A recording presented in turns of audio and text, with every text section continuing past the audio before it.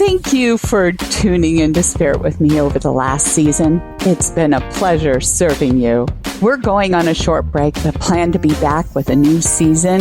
And we are still scheduling calls now. So sign up to join me on air at radiomediumlauralee.com. And remember, we're always available to you at Facebook, Instagram, YouTube, and Twitter too. Always love to hear from you. In the meantime, hope you enjoy one of my season's best. Laura Lee tuning into Spirit for my special guest caller, Crystal. Hello. Crystal, where are you calling from? Portland, Oregon. Thank you for tuning in today with us. Thank you. Crystal, the first spirit that comes to me is I'm getting a very feminine energy, but more than feminine. She's just huge. She's big in spirit. And she might have been that way in life. And I feel like it's a maternal figure who has crossed over, I would say, give or take 2 years that her passing has happened. Does this make sense? It could be my adopted mother. Okay, that's kind of what I'm thinking here. She tells me you weren't around when she crossed. Does this make sense? Yes. Okay, then it is her. And she says she feels partly to blame that you weren't there. Like she takes responsibility in it.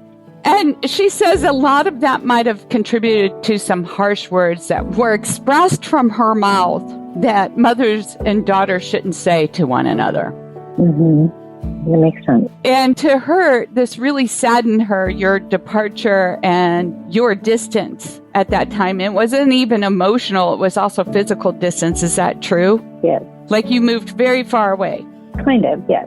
Mm-hmm. Too far for her because she always wanted you close. And what transpired was the furthest what she wanted. And she wants you to know that no matter what you believe, she never accepted you as just an adopted daughter. She saw you as a daughter and she loved you and she never forgave herself. And there's another sibling and she says that she wants you to go to that place where her ashes are spread. Okay. So that there's some sort of closure, even more closure for her. Okay. And Crystal, I get that you were named after somebody very close and dear to her heart. Yes. And she says also that name meant something to her at a deeper level, something about healing within herself when she chose to adopt you. And she thought you'd be that crystal light, and you were on some level because you really made her take a look at herself at a deeper level. And as she says all this, you've been considering adoption and or have adopted. And when I say adopted, not maybe as a child perhaps, but a pet. Yeah, I have adopted pets that I'm really close to.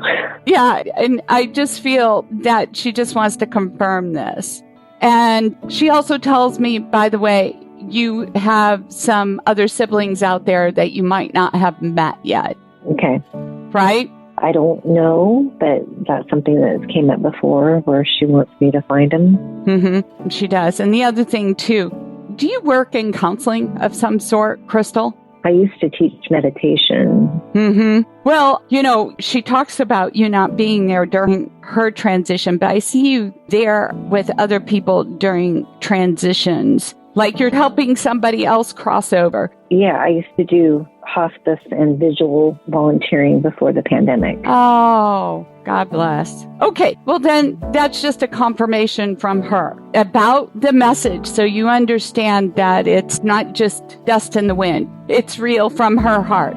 Thank you for calling in, Crystal. Okay, thank you. Yeah, and if you'd like to call into the show, sign up at Radio Medium Laura Lee, and thank you for subscribing, sharing the show. We appreciate it.